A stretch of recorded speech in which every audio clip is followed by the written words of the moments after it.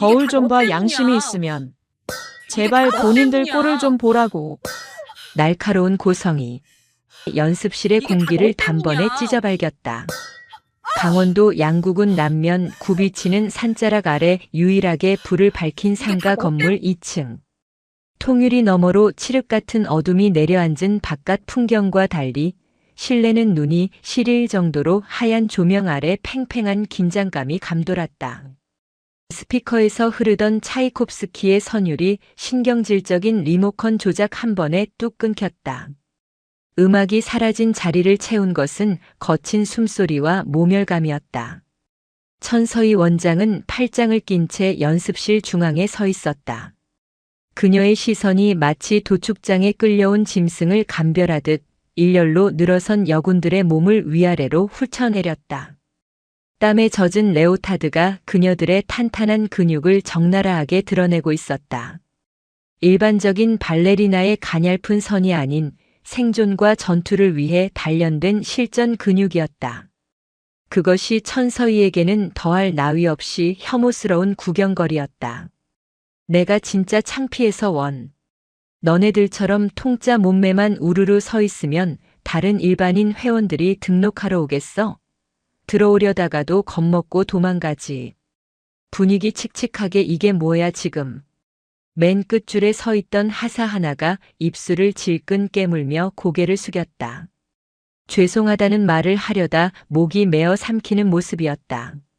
하지만 천서희의 화풀이는 이제 막 예열을 마친 참이었다. 그녀는 큐빅이 박힌 화려한 손톱으로 연습실 유리창을 삿대질했다. 지금 니들 때문에 일반 회원이 뚝 끊겼잖아. 격 떨어지게 진짜. 우아하고 고상한 맛이 있어야 사람들이 오지. 여기 군부대 연병장 아니야. 땀 냄새 풍기면서 물 흐리지 말라고. 윤도담 중사는 정면에 거울을 응시한 채 미동도 하지 않았다. 거울 속 자신의 모습은 낯설었다. 전투복 대신 입혀진 분홍색 발레복은 마치 갑옷을 벗겨내고 맨살을 드러낸 것처럼 수치스러웠다. 하지만 그녀는 군인이었다. 상관의 명령 없이는 움직이지 않았고 감정을 드러내지도 않았다. 그 침묵이 천서희의 심기를 더욱 건드렸다. 천서희가 또각또각 구두 소리를 내며 윤도담의 코앞까지 다가왔다. 진한 장미 향수 냄새가 땀 냄새와 섞여 역한 공기를 만들어냈다. 윤 중사. 표정이 왜 그래? 아주 억울해 죽겠지? 아닙니다. 도담은 짧고 건조하게 대답했다. 천서희가 코웃음을 쳤다. 착각하지 마. 내가 돈 몇 푼 벌려고 이러는 줄 알아? 나 남편 얼굴 봐서 자원봉사하는 거야. 강원도 이촌 구석 어디 가서 이런 고급 레슨을 받아? 주제도 모르는 것들을 사람 만들어주려고 내 귀한 시간 쪼개가며 희생하는 거라고. 알아들어? 네. 알겠습니다. 감사합니다, 원장님. 감사합니다. 그 5글자를 내뱉는 도담의 목구멍에서 쓴물이 넘어왔다. 이곳 양구는 겨울이면 영하 20도까지 떨어지는 최전방이었다. 21사단 백두산 부대의 관할 지역. 사냥도 얼어 죽는다는 이곳에서 군인 가족들이 누릴 수 있는 문화생활이라곤 전무했다. 그런 척박한 땅에 천서희가 스완 발레 아카데미를 연 것은 3개월 전이었다. 연대장 마창석 대령의 아내. 그 직함은 이 좁은 위수 지역 내에서 절대반지와도 같았다. 사건의 발단은 2주 전 연대장 훈시 시간이었다. 마 대령은 여군 부사관들의 유연한 사고와 정서 함양을 위한다는 그럴싸한 명분을 내세워 일과 후 전원 발레 학원 등록을 지시했다. 말이 좋아 권유였지 그것은 거부할 수 없는 명령이었다. 불참자는 인사고과에 반영하겠다는 은근한 협박이 뒤따랐다. 회비는 일반 회원보다 30% 더 비쌌다. 군인 할인 같은 건 없었다. 오히려 특수 지도비라는 명목이 붙었다. 쥐꼬리만 한 하사 월급의 3분의 1이 고스란히 천서희의 주머니로 들어갔다. 그런데도 그녀는 마치 적선이라도 베푸는 양 굴었다. 알면 배에 힘 좀 줘. 뻣뻣한 게 자랑은 아니잖아. 천서희가 도담의 복부를 검지로 쿡 찔렀다. 돌처럼 단단한 복근에 손가락이 들어가지 않자 그녀의 미간이 확 구겨졌다. 어우, 징그러워. 여자가 몸이 이렇게 딱딱해서 어디다 써? 남편한테 사랑이나 받겠어? 아, 윤중사는 아직 미혼이지? 그럴만도 하네. 도담의 눈썹이 꿈틀거렸다. 인신공격. 참아야 했다. 여기서 들이받으면 자신뿐만 아니라 뒤에 서 있는 후배들까지 작살난다. 마 대령은 아내의 말이라면 파트로 매주를 쓴데도 믿는 애처가 아니 공처가였다. 작년에 행정관 하나가 사모님 심기를 거슬렀다가 최전방 GOP로 유배당한 사건은 공공연한 비밀이었다. 자, 다들 잡담 그만하고 잡아요. 오늘은 뿔리의 동작 1000번 채우기 전엔 집에 못 갈 줄 알아. 천서희가 다시 소파에 비스듬히 몸을 기대며 얼음이 가득 든 텀블러를 집어들었다. 스테인리스끼리 부딪히는 차가운 소리가 연습실을 울렸다. 도담은 천천히 숨을 고르며 발을 잡았다. 옆에 선 김하은 하사가 울먹이는 표정으로 그녀를 쳐다보았다. 이제 갓 임관한 23세 김하사는 발레는커녕 국민체조도 버거워하는 몸치였다. 중사님, 저 다리가 후들거려서 더는 못 서 있겠습니다. 작게 속삭이는 김하사의 목소리가 파리하게 떨렸다. 도담은 곁눈질로 천서희가 핸드폰을 보고 있는 것을 확인한 뒤 나직하게 의조렸다. 버텨. 여기서 쓰러지면 더 지독하게 군다. 내 뒤로 조금 더 붙어. 가려줄 테니까. 고맙습니다. 두 사람은 서로의 체온에 의지하며 다시금 무릎을 굽혔다 폈다를 반복했다. 허벅지가 타들어가는 고통보다 더 괴로운 것은 자존심이 난도질당하는 기분이었다. 그때였다. 천서희가 핸드폰을 내려놓으며 손뼉을 딱 쳤다. 아, 깜빡할 뻔했네.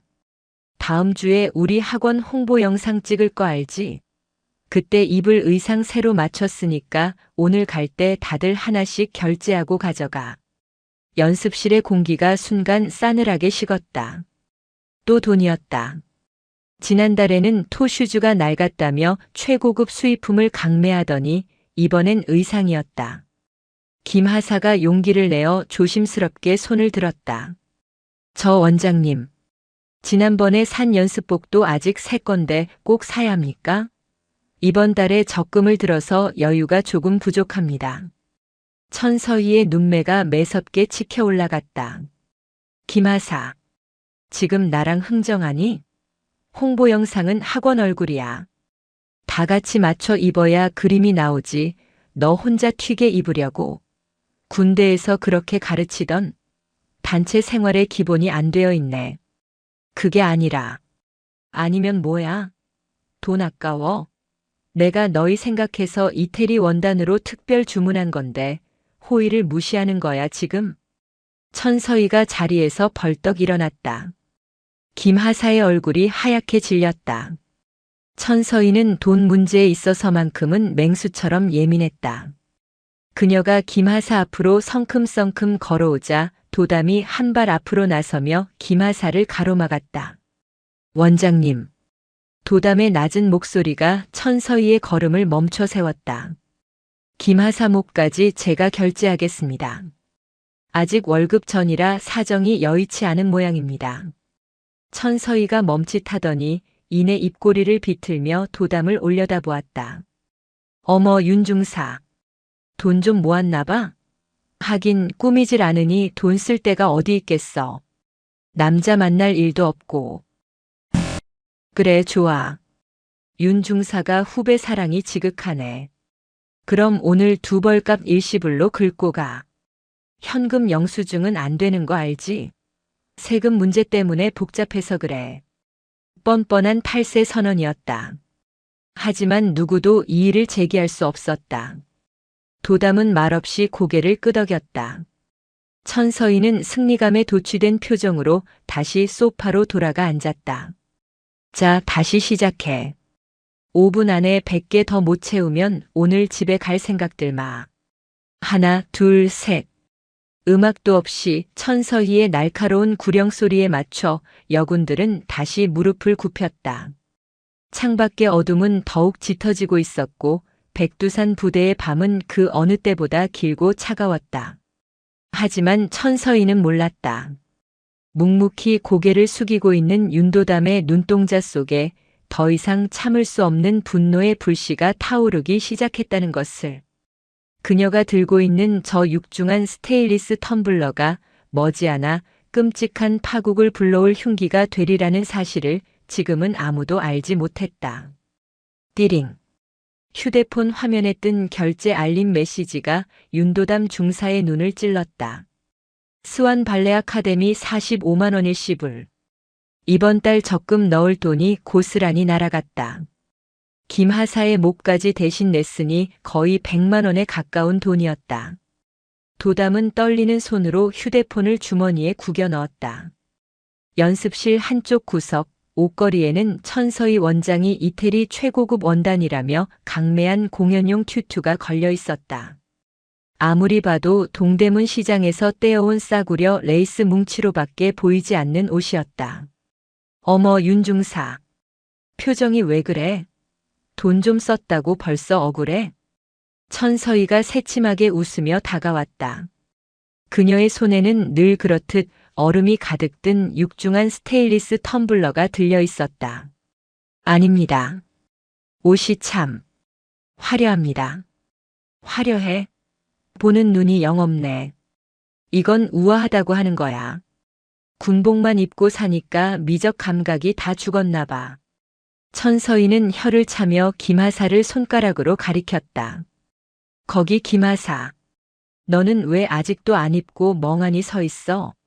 내 옷이 더러워서 못 입겠다는 거야? 아, 아닙니다. 지금 바로 입겠습니다. 김하사가 허둥지둥 탈의실로 뛰어들어갔다. 잠시 후 쭈뼛거리며 나온 김하사의 모습에 연습실 안의 공기가 무겁게 가라앉았다. 사이즈가 문제였다. 천서희는 일부러 넉넉한 치수가 아닌 깡마른 전공자들에게나 맞을 법한 작은 사이즈를 주문해 둔 것이 분명했다. 훈련으로 발달한 김하사의 등 근육과 허벅지 때문에 얇은 발레복이 터질 듯 위태로워 보였다. 지퍼가 다 올라가지 않아 뽀얀 살결이 흉하게 비집고 나와 있었다. 천서희가 푹 하고 비웃음을 터뜨렸다. 세상에. 내가 못 살아.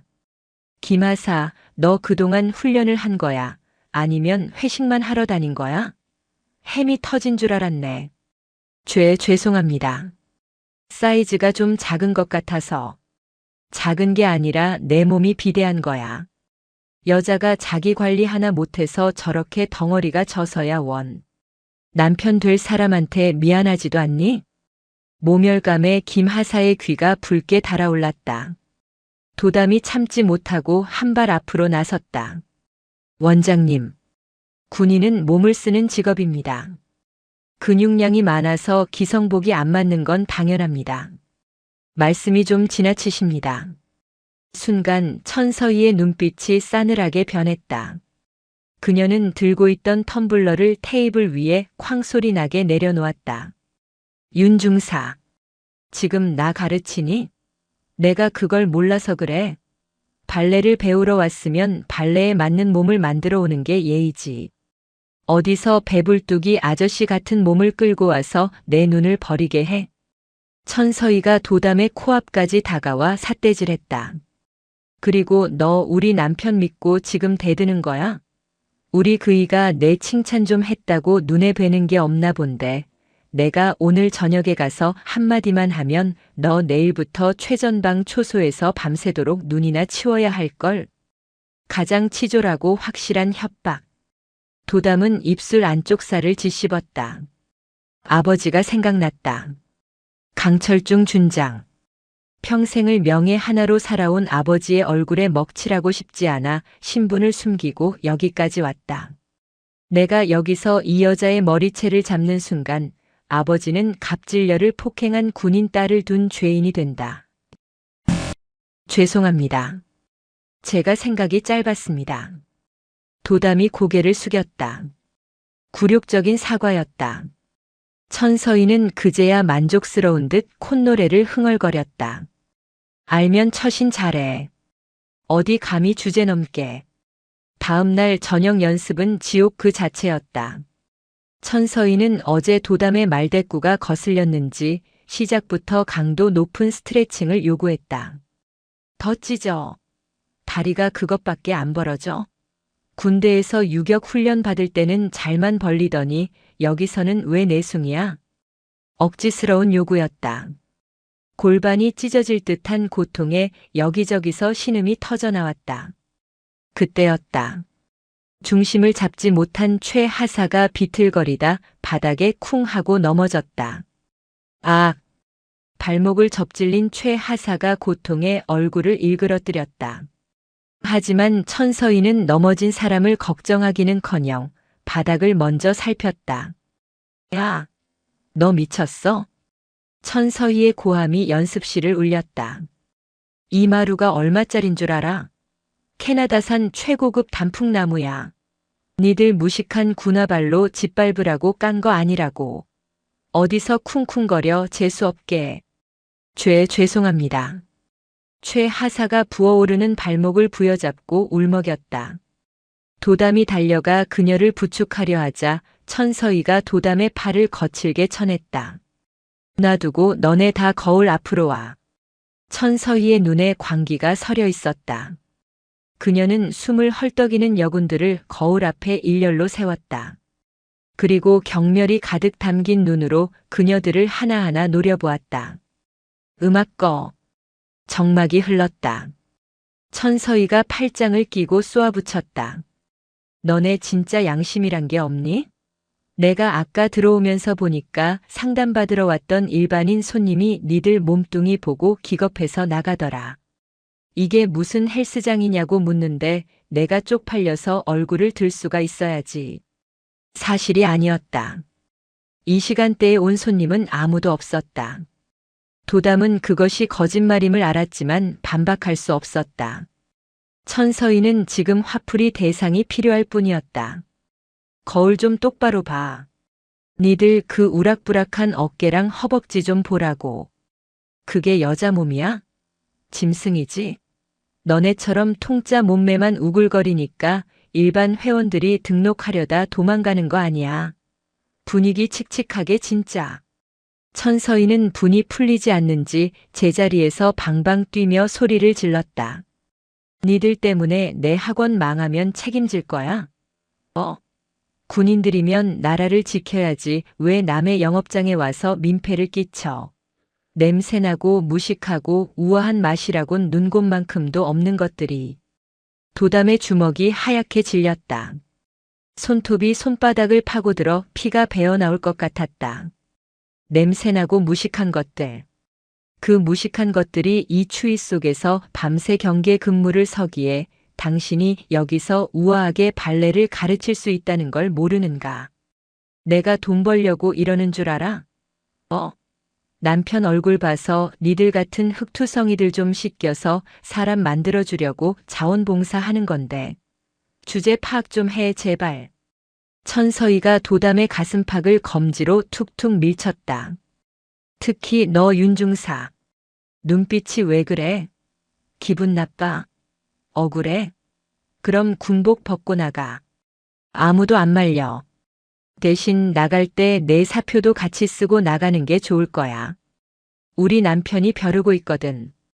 요즘 군 기강이 해이해졌다고 시범 케이스 하나 잡고 싶어 하던데.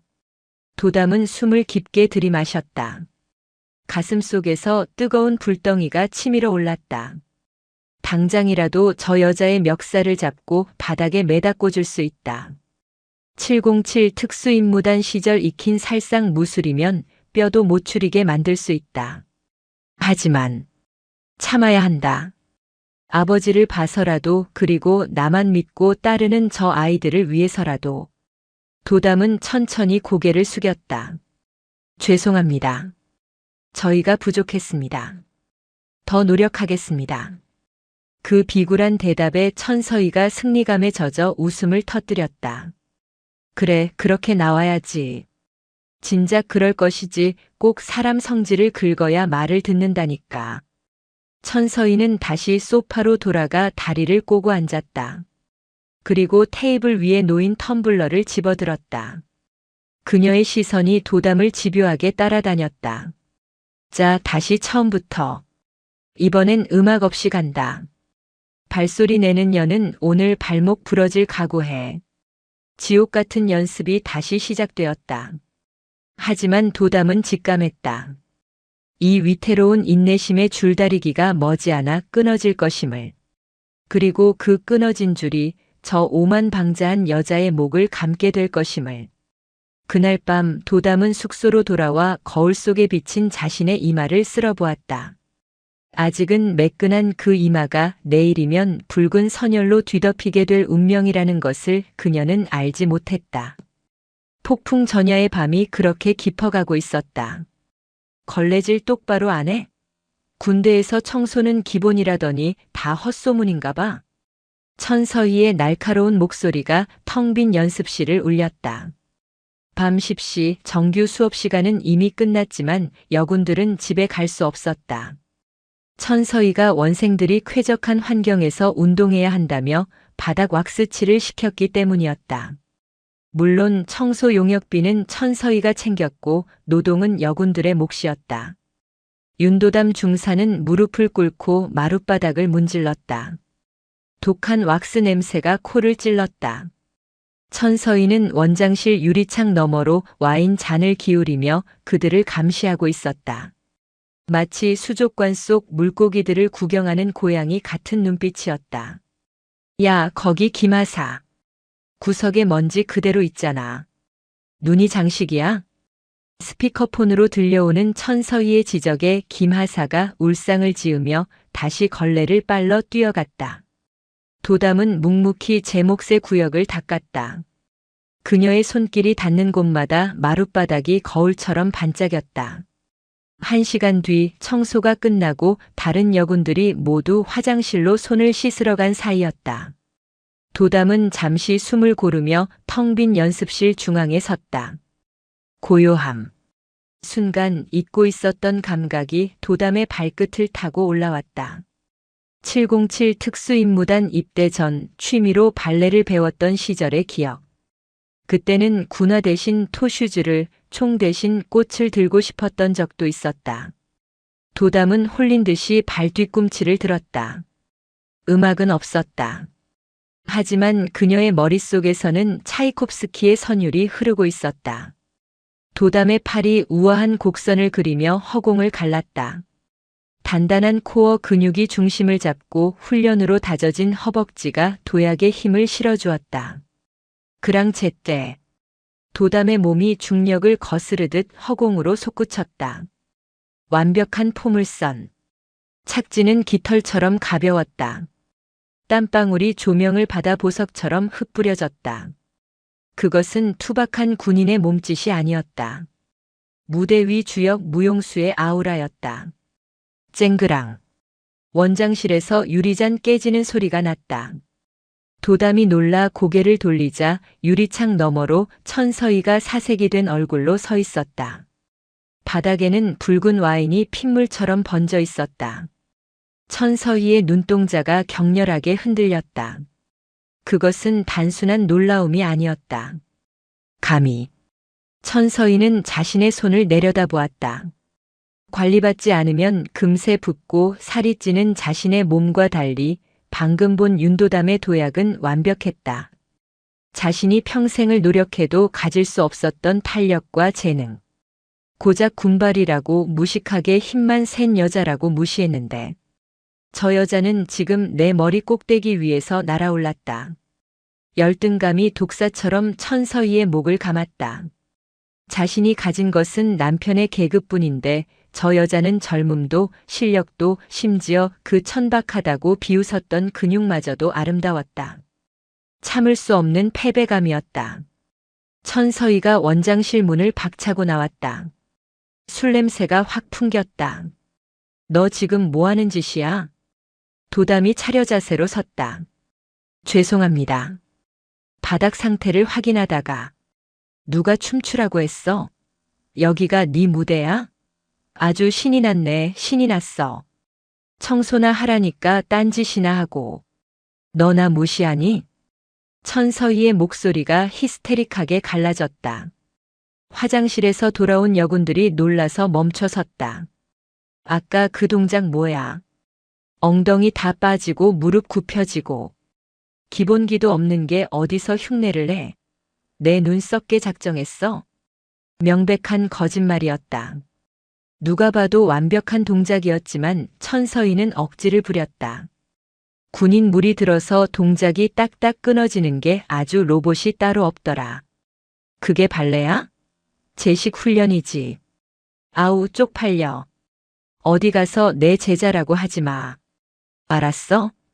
도담은 천서희의 흔들리는 눈동자를 똑바로 응시했다. 그 눈 속에 담긴 것은 분노가 아니라 두려움이었다. 자신이 초라해질까봐 지저대는 겁먹은 개. 도담은 속으로 쓴웃음을 삼켰다. 명심하겠습니다. 시정하겠습니다. 도담의 담담한 대답이 천서희를 더 미치게 만들었다. 굴복하지 않는 눈빛. 저 고고한 태도를 짓밟아버리고 싶었다. 바닥을 기게 만들고 싶었다. 시정? 말로만? 좋아. 내일 수업 때는 각오하고 와. 내 그 로봇 같은 뻣뻣한 몸뚱이가 부서지도록 가르쳐 줄 테니까.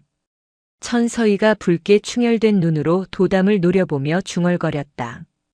백조가 되고 싶은 오리 새끼 주제에.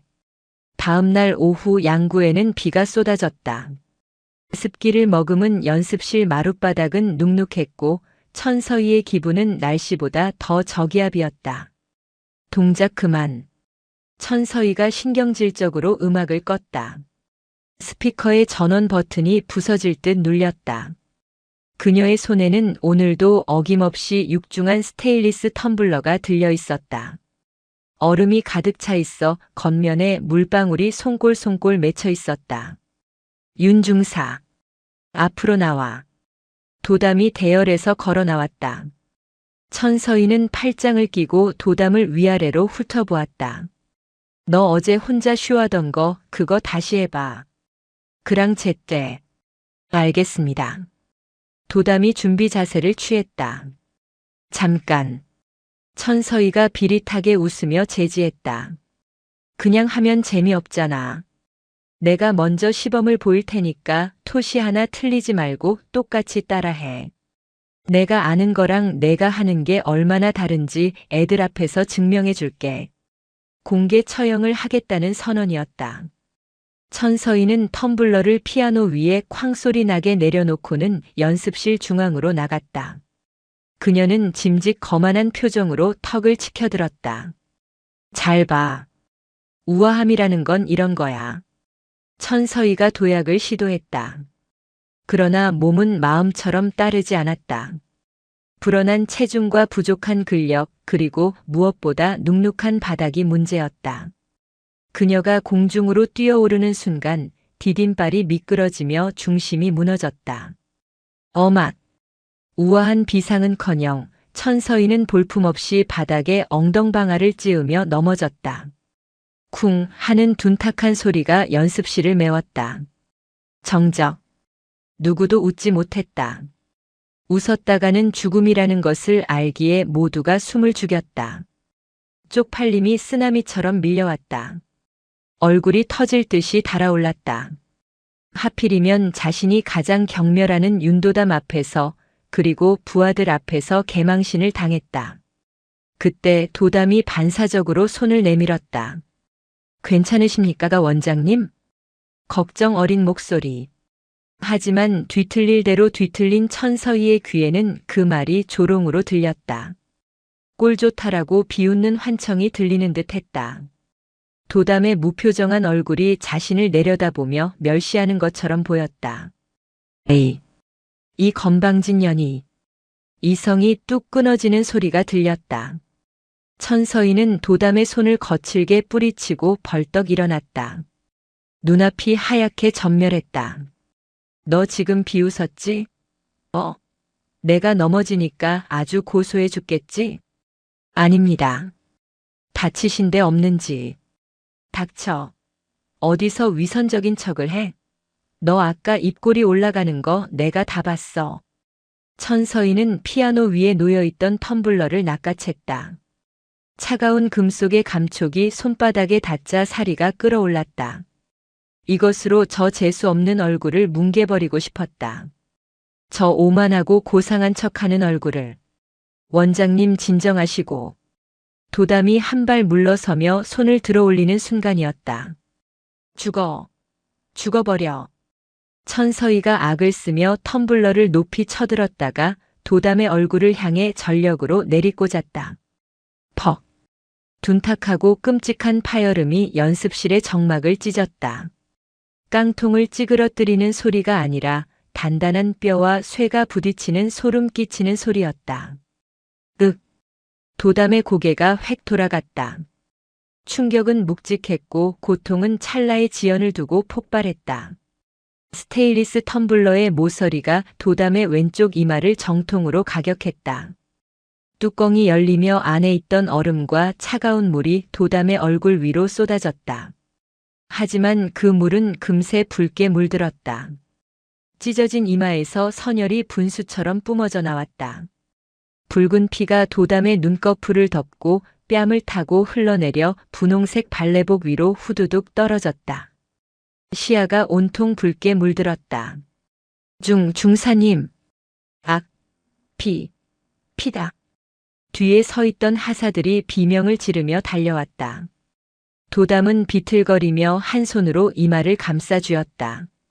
손가락 사이로 뜨겁고 끈적한 액체가 꿀럭꿀럭 솟아나왔다.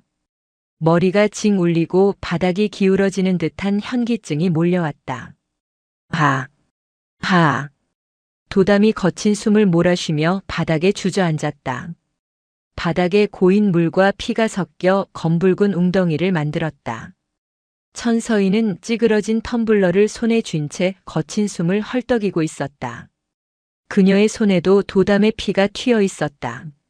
자신의 손에 묻은 붉은 피를 본 천서희의 동공이 지진이라도 난 듯 떨렸다. 하지만 그것은 미안함이 아니었다. 에이, 이거 봐. 내가 뭘 했어.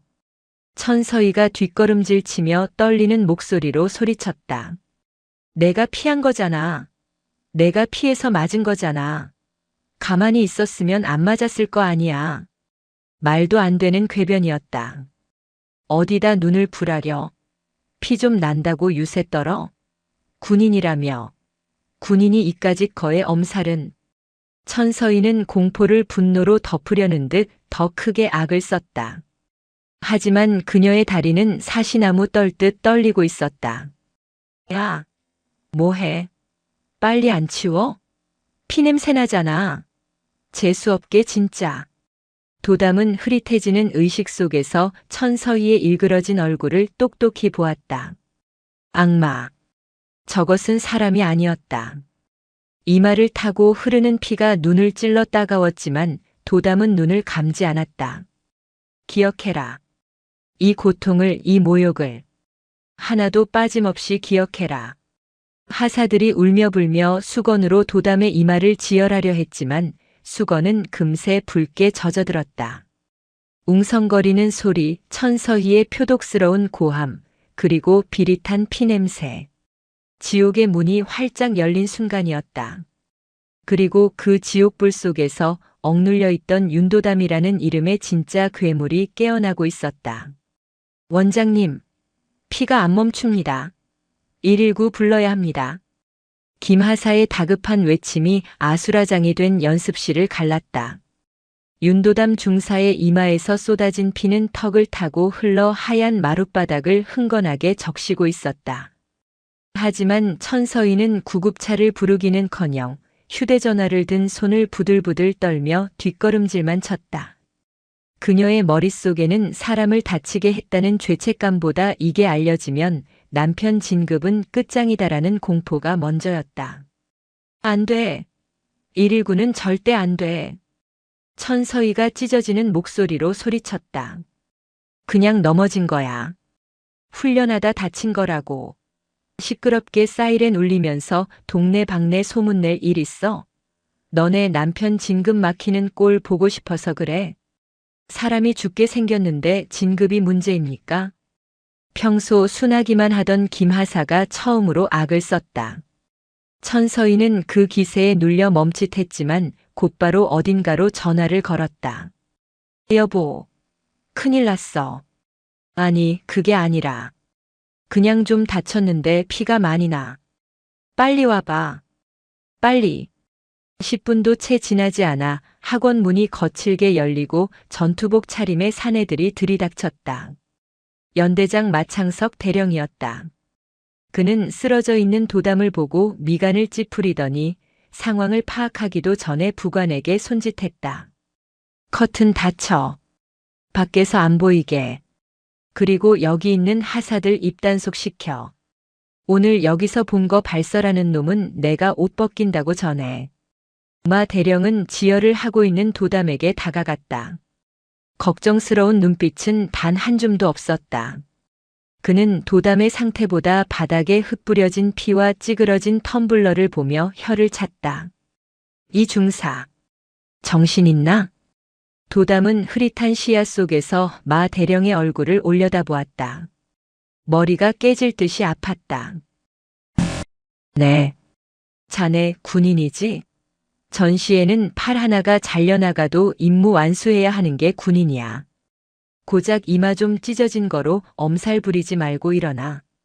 내 차로 이동한다. 민간 병원 가면 기록 남아서 복잡해지니까 군 병원으로 가. 그것은 후송이 아니라 증거인멸을 위한 납치였다. 군 병원 응급실 구석진 처치실. 마취 주사의 따끔함보다 더 고통스러운 것은 마 대령의 비릿한 설교였다. 군의관이 도담의 이마를 꿰매는 동안 마 대령은 팔짱을 끼고 도담을 내려다보며 말했다. 이 중사. 자네 장기 복무 심사 이번이 마지막 기회지. 협박의 서막이었다. 우리 집사람이 좀 예민해서 그래. 예술하는 사람들이 원래 감정 기복이 심하잖아. 자네가 센스 있게 비위를 좀 맞춰줬으면 이런 사단은 안 났을 텐데 왜 굳이 긁어부스럼을 만드나? 가해자가 피해자를 탓하는 전형적인 화법. 도담은 주먹을 꽉 쥐었다. 마취가 덜 된 살을 바늘이 뚫고 지나가는 감각이 생생했지만 신음소리 하나 내지 않았다. 원장님이 텀블러로 내리치셨습니다. 이건 명백한 폭행입니다. 도담이 건조하게 사실을 말하자 마 대령의 눈썹이 꿈틀했다. 그는 허리를 숙여 도담의 귀에 대고 낮게 속삭였다. 폭행? 누가 봤지? 증거 있어? CCTV? 그거 방금 전산 오류로 녹화가 안 됐다고 하던데. 그리고 거기 있던 하사들이 과연 자네 편을 들어줄까? 내 말 한마디면 걔네 군 생활 지옥으로 만드는 건 일도 아닌데. 마 대령이 씩 웃었다. 그 웃음은 악마의 그것보다 더 추악했다. 이 중사. 똑똑하게 굴어. 그냥 훈련 중에 장비에 부딪혔다고 보고해. 그러면 내가 자네 장기 복무는 책임지고 밀어줄게. 치료비랑 위로금도 섭섭지 않게 챙겨주고. 어때? 윈윈이지? 도담은 눈을 감았다. 아버지가 떠올랐다. 군인은 명예를 먹고 산다. 아버지의 평생 신조였다. 지금 이 제안을 받아들이는 건 명예를 팔아넘기는 짓이었다. 하지만 당장 거절하면 김하사를 비롯한 후배들이 타겟이 될 것이다. 자신은 707 출신이라 어떻게든 버티겠지만 어린 하사들은 견딜 수 없다. 그리고 무엇보다 아버지가 이 사실을 알게 되면 양구 바닥을 뒤집어 놓을 것이다. 딸이 폭행당했다는 이유로 장군이 권력을 휘두른다는 오명이 씌워지는 것도 싫었다. 알겠습니다. 도담이 피 섞인 침을 삼키며 대답했다. 훈련 중 부상으로. 보고하겠습니다. 마 대령이 만족스러운 듯 도담의 어깨를 툭툭 쳤다. 그래. 역시 이 중사가 사회생활을 할 줄 아네. 진작 그럴 것이지. 치료 잘 받고 당분간 학원은 나오지 말고 쉬어. 집사람한테는 내가 사과하라고 할 테니까. 사과? 웃기지도 않는 소리였다. 마 대령이 처치실을 나가자마자 도담은 참았던 눈물을 터뜨렸다. 아픔 때문이 아니었다. 대한민국 장교라는 자가 자신의 부하를 지키기는커녕 아내의 범죄를 덮기 위해 협박을 했다는 사실에 대한 분노와 환멸 때문이었다. 그날 밤 부대에는 이상한 소문이 돌았다. 이 중사가 발레 학원에서 사모님한테 하극상을 부리다가 혼자 넘어져서 다쳤다더라. 평소에 건방지게 굴더니 꼴 좋다. 가해자는 피해자가 되었고 피해자는 죄인이 되어 있었다. 차가운 관사방 안 도담은 이마에 거즈를 붙인 채 무릎을 끌어안고 앉았다. 거울 속 자신의 모습이 처참했다. 보고 싶어요. 아버지. 휴대전화 단축번호 1번. 아빠. 통화 버튼 위에 엄지를 올렸다가 떼기를 수십 번. 도담은 결국 전화기를 내려놓았다. 아직은 때가 아니었다. 이대로 무너지면 정말 패배자가 되는 것이다. 그녀는 어둠 속에서 붉게 충혈된 눈을 번득였다. 상처는 흉터가 되겠지만 그 흉터는 복수의 낙인이 될 것이다. 사건 발생 일주일 후 양구의 산바람은 여전히 매서웠다. 도담은 이마의 상처를 가리기 위해 앞머리를 길게 내리고 다녔다. 다행히 뇌진탕 증세는 호전되었지만 12바늘이나 꿰맨 상처는 욱신거리는 통증을 남겼다. 마 대령은 약속했던 위로금은커녕 도담을 투명 인간 취급했다. 천서희는 아예 학원 문을 닫고 잠적해버렸다. 모든 것이 묻히는 듯 했다. 그날 오후 위병소에서 연락이 오기 전까지는 충성, 행정반입니다. 이윤도담 중사님, 지금 즉시 위병소로 나와주셔야겠습니다. 무슨 일입니까? 그게 어떤 손님이 오셨는데 신분 확인이. 당직병의 목소리가 심하게 떨리고 있었다. 도담은 의아해하며 전투복을 챙겨 입고 위병소로 향했다. 멀리서 검은색 세단 한 대가 보였다. 번호판에는 숫자가 아닌 붉은 바탕에 은색 별 2개가 박혀 있었다. 성판. 소장도 중장도 아닌 투스타. 군단 장급의 차량이었다. 도담의 심장이 덜컥 내려앉았다. 올 사람이 없었다. 아니, 딱 한 명 있었다. 하지만 그는 전방부대 시찰 일정이 없다고 했다. 도담이 위병소 앞에 다가가자 뒷좌석 문이 열리고 건장한 체구의 중년 남성이 내렸다. 단정하게 빗어넘긴 백발, 날카로운 눈매, 그리고 야전상의 어깨에 빛나는 2개의 별. 강철중 소장. 도담의 아버지였다. 아, 아버지? 도담이 얼어붙었다. 강 소장은 위병소 근무자들이 사색이 되어 경례를 붙이는 것을 가볍게 받아주고는 곧바로 딸에게 다가왔다. 근처 사단에 감찰 나올 일이 있어서 들렀다. 내 딸 생일인데 미역국은 못 끓여줘도 얼굴은 봐야지. 무뚝뚝하지만 애정이 묻어나는 목소리. 하지만 강 소장의 시선은 딸의 반가운 얼굴이 아닌 앞머리 사이로 희미하게 보이는 하얀 거지에 고정되었다. 이마는 왜 그러냐? 강 소장의 목소리가 순식간에 영하로 떨어졌다. 수십 년간 전장을 누빈 지휘관의 살기가 느껴졌다. 도담은 황급히 앞머리를 쓸어내리며 고개를 숙였다. 아, 이거 별거 아닙니다. 지난주에 야간 전술 훈련하다가 나뭇가지에 좀 긁혔습니다. 나뭇가지? 강 소장이 딸의 앞을 가로막았다. 고개 들어. 아버지, 진짜 괜찮습니다. 부대원들 보는데 이러지 마십시오. 고개 들라고 했다, 이 중사. 벼락 같은 호통에 도담이 반사적으로 고개를 들었다. 강 소장의 거친 손이 딸의 앞머리를 걷어 올렸다. 거즈 위로 배어나온 핏자국, 그리고 그 주변에 퍼렇게 멍든 타박상의 흔적. 강 소장은 베테랑이었다. 총상, 파편상, 자상, 타박상 등 수만 가지 상처를 봐왔다. 이것은 절대 긁힌 상처가 아니었다. 둔탁하고 무거운 물체에 강하게 가격당해 살이 터진 상처였다. 어떤 놈이냐? 강 소장이 낮게 으르렁거렸다. 훈련 아닙니다. 아버지, 이건 구타 흔적이야. 그것도 아주 악질적인 둔기에 맞은 거다. 내가 모를 줄 알았나? 전술 훈련? 지난주 이 지역 훈련 일정 없는 거 내가 보고 다 받고 왔다. 어디서 거짓말을 해. 도담의 눈시울이 붉어졌다. 아버지 앞에서만큼은 강한 군인이고 싶었는데 억울함과 서러움이 댐 무너지듯 터져나왔다. 관사로 가자. 강 소장은 딸의 손목을 잡고 자신의 차에 태웠다. 운전병에게는 출발하지 말라고 짧게 명령했다. 차 안의 공기는 무거웠다. 말해. 누구야? 내가 입 다문다고 해결될 일이 아니다. 내 딸이 맞고 다니는 꼴 보려고 내가 별 달았는 줄 알아?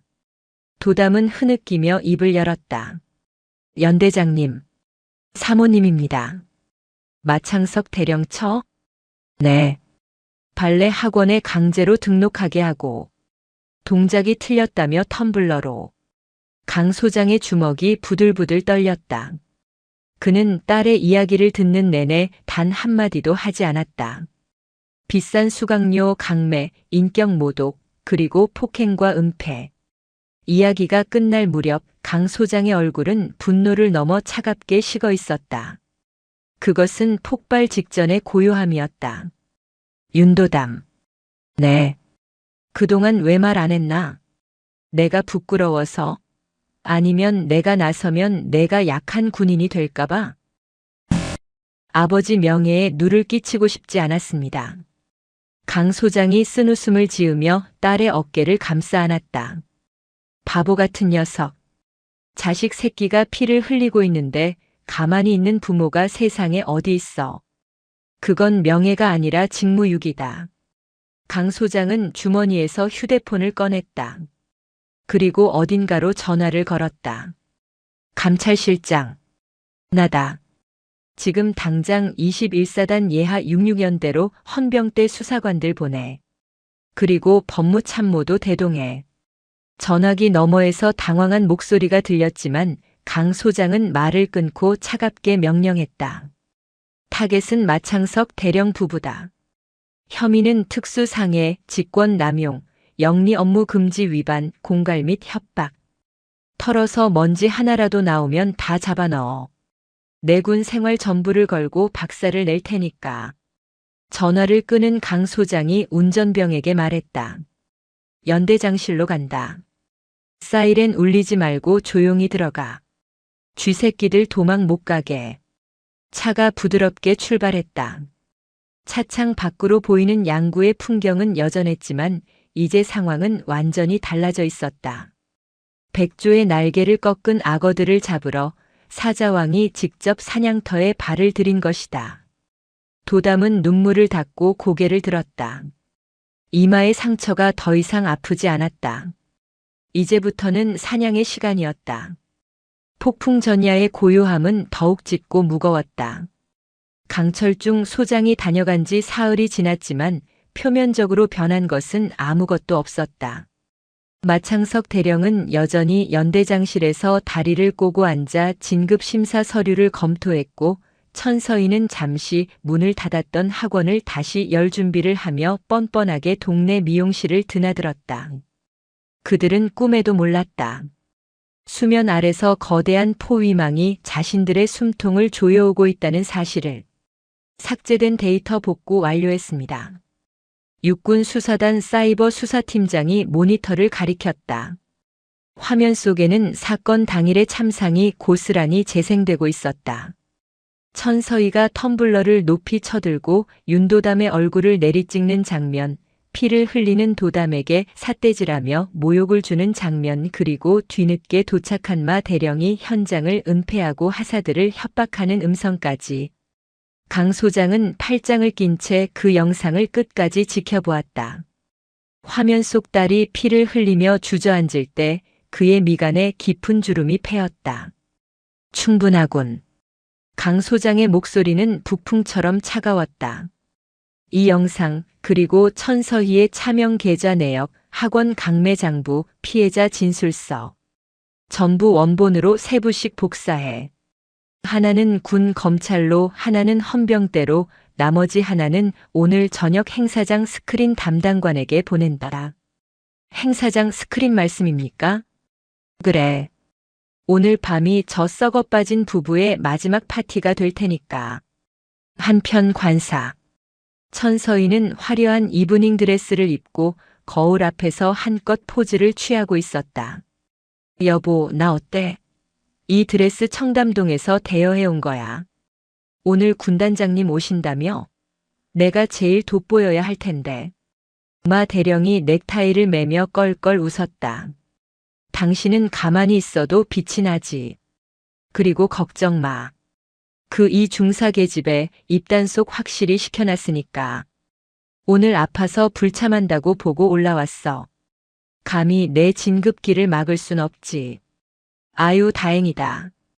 그년 꼴도 보기 싫었는데 잘 됐네. 근데 여보, 군단장님이 왜 갑자기 오시는 거지? 내 솜씨 좀 보러 오시는 거 아니겠어? 이번 훈련 성과도 좋았고 아마 별 달아주시려고 미리 눈도장 찍으러 오시는 걸 거야. 오늘만 잘 넘기면 우리 앞길은 탄탄대로야. 부부는 샴페인 잔을 부딪히며 축배를 들었다. 그 잔 속에 담긴 것이 축복이 아니라 독배라는 것을 까맣게 모른 채. 양구문화예술회관 대강당. 66연대 국군 장병과 가족을 위한 위문의 밤 행사는 성대하게 열렸다. 지역 유지들과 군 간부들이 빽빽하게 들어찬 연회장은 웃음소리와 와인잔 부딪히는 소리로 소란스러웠다. 그 중심에는 마창석 대령과 천서희가 있었다. 아이고, 연대장님. 이번에 장군 진급 확실하시다면서요? 사모님은 갈수록 젊어지십니다. 비결이 뭡니까? 아부 섞인 찬사에 천서희는 콧대를 높이며 호호거렸다. 어머, 과찬이세요. 제가 요즘 발레로 몸매 관리를 좀 하거든요. 물 흐리는 애들만 없으면 더 완벽할 텐데 말이에요. 그녀는 은근슬쩍 도담을 깎아내리며 자신의 격을 높이려 들었다. 그때였다. 사회자가 떨리는 목소리로 마이크를 잡았다. 자, 모두 자리에서 일어나 주십시오. 오늘 이 자리를 빛내주기 위해 이군단장 강철중 소장님께서 도착하셨습니다. 웅성거림이 뚝 끊겼다. 마 대령은 하던 이야기를 멈추고 급히 옷매무새를 다듬으며 입구로 달려나갔다. 천서희도 허겁지겁 그 뒤를 따랐다. 육중한 문이 열리고 수행원들의 호의를 받으며 강철중 소장이 들어섰다. 그의 압도적인 카리스마에 장내의 공기가 순식간에 무거워졌다. 충성. 군단장님, 먼 길 오시느라 고생 많으셨습니다. 마 대령이 허리가 부러져라 90도로 경례를 붙였다. 강 소장은 그 경례를 받는 둥마는 둥하며 싸늘한 눈으로 마 대령을 내려다보았다. 마 대령. 파티 준비하느라 바빴나 보군. 아닙니다. 군단장님을 모시게 되어 영광입니다. 천서희가 옆에서 교태 섞인 미소를 지으며 끼어들었다. 어머, 장군님. 화면보다 실물이 훨씬 멋지세요. 저는 마 대령처 천서희라고 합니다. 그녀가 내민 손을 강 소장은 무시했다. 대신 그는 뒤를 돌아보며 손짓했다. 들어오너라. 사람들의 시선이 문 쪽으로 쏠렸다. 또 다른 귀빈이 있는 것인가? 문턱을 넘어 들어온 인물을 본 순간 천서희의 눈이 튀어나올 듯 커졌다. 마 대령의 입이 턱 빠진 사람처럼 벌어졌다. 우아한 짙은 네이비색 드레스를 입은 여자. 화려한 장식 하나 없었지만 그 어떤 보석보다 빛나는 기품이 흐르는 여자. 그러나 그녀의 이마에는 하얀 거즈 대신 아직 실밥 자국이 선명한 붉은 흉터가 대각선으로 그어져 있었다. 윤도담 중사였다. 에이, 이 중사? 마 대령이 헛것을 본 듯 중얼거렸다. 천서희는 사색이 되어 뒷걸음질 쳤다. 내가 왜 장군님 차에서. 도담은 천서희를 스쳐 지나가 아버지 옆에 나란히 섰다. 강 소장이 도담의 어깨에 손을 올리고 마이크도 없이 쩌렁쩌렁한 목소리로 장례를 울렸다. 소개하지. 내 무남 동료 윤도담 중사다. 연 회장이 찬물을 끼얹은 듯 정적에 휩싸였다. 사람들의 시선이 마 대령 부부와 도담을 번갈아가며 미친 듯이 흔들렸다. 강 소장의 시선이 천서희에게 꽂혔다. 천서희 씨. 네. 내 딸 이마에 그은 그 흉터 아주 예술적이더군. 자네가 발레를 가르친다더니 사람 얼굴을 도화지로 썼나? 천서희의 다리가 후들거렸다. 그녀는 필사적으로 고개를 저었다. 오해십니다. 장군님, 저는 그런 적. 그냥 훈련하다가. 훈련? 강 소장이 손가락을 튕겼다. 팍. 무대 뒤 대형 스크린이 켜졌다. 그리고 모든 사람들이 숨죽여 지켜보는 가운데 복구된 CCTV 영상이 재생되었다. 퍽 하는 끔찍한 타격음과 함께 도담이 쓰러지는 장면. 니들 때문에 장사 안 되잖아. 라고 악을 쓰는 천서희의 목소리. 피를 흘리는 부하를 보고도 CCTV 지워라고 명령하는 마 대령의 목소리. 경악한 사람들의 비명이 여기저기서 터져나왔다. 저게 뭐야? 사람을 어떻게 저렇게 해? 악마다. 악마야. 천서희는 비명을 지르며 귀를 막았다. 끄라고.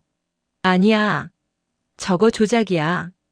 하지만 영상은 멈추지 않았다. 마 대령은 이미 다리가 풀려 바닥에 주저앉아 있었다. 강 소장이 마 대령의 멱살을 잡고 일으켜 세웠다. 마창석. 자네는 내 부하가 피를 흘리는데 지열 대신 입막음을 했더군. 자네가 군인인가? 아니면 저 여자의 깡패 용역인가? 자, 장군님. 제발. 한 번만 살려주십시오. 마 대령이 눈물 콧물을 흘리며 빌었다.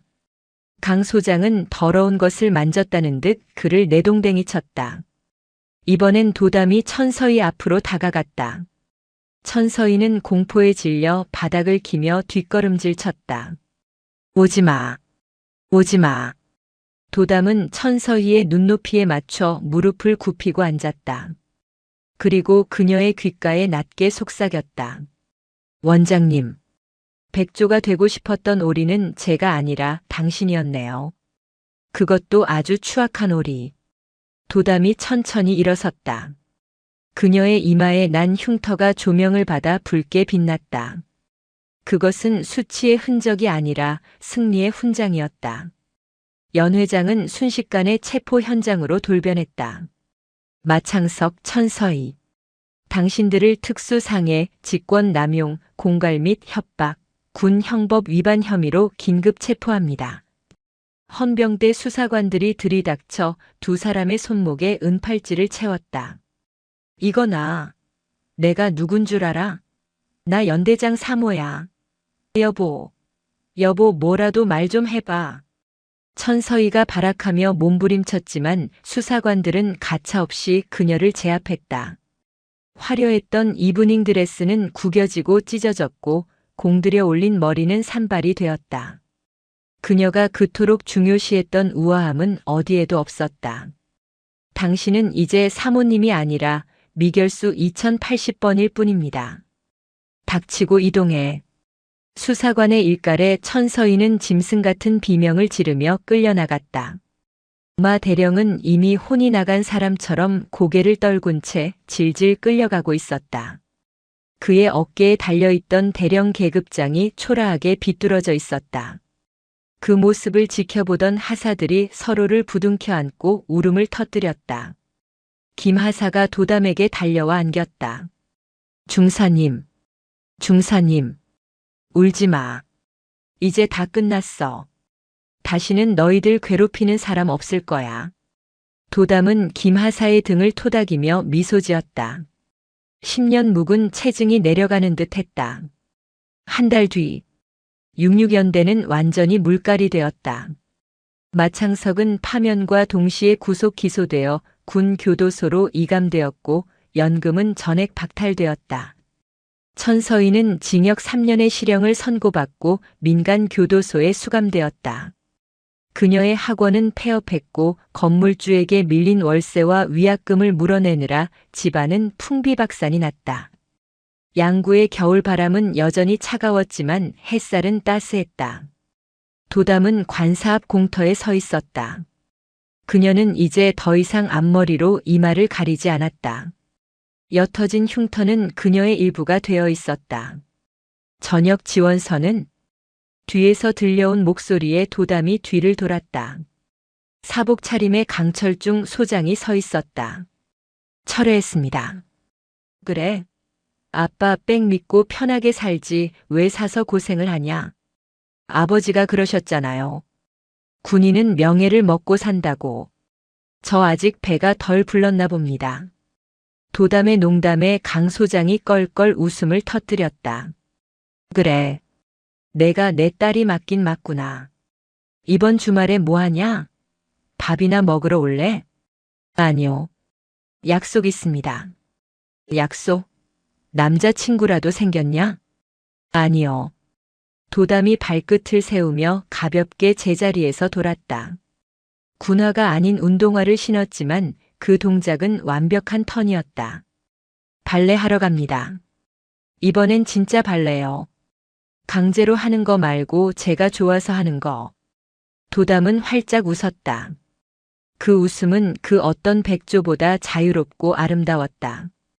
그녀는 이제 악어가 사는 호수를 벗어나 자신만의 넓은 하늘로 날아오를 준비가 되어 있었다. 다녀오겠습니다, 아버지. 충성. 도담의 경쾌한 경례를 받으며 강 소장은 눈시울이 붉어지는 것을 감추기 위해 헛기침을 했다. 딸의 뒷모습이 양구의 햇살 아래 눈부시게 빛나고 있었다.